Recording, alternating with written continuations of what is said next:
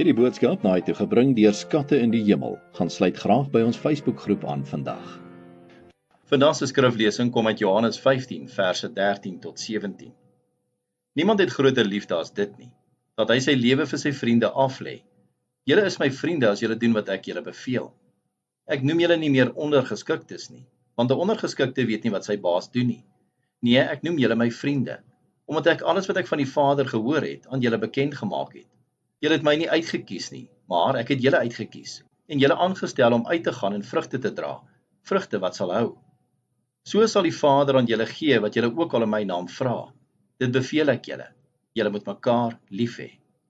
Vandag se boodskap is getiteld Jesus se vriendskap. Vriendskap gaan oor opoffering.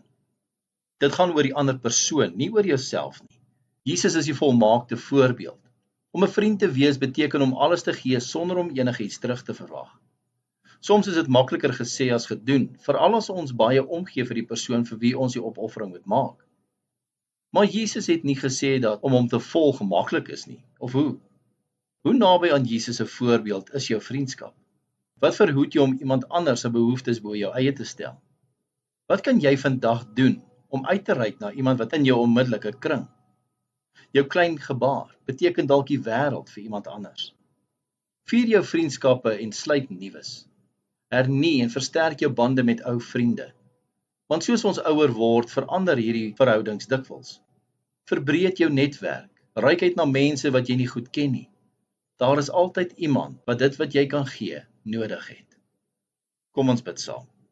Hemelse Vader, ek dank U in die eerste plek vir U vriendskap.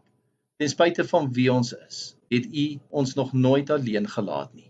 Dankie vir vriende wat U vir ons gegee het. Nuwe of oue vriende, vriende wat naby of ver is. Ons bid dit in Jesus naam. Amen.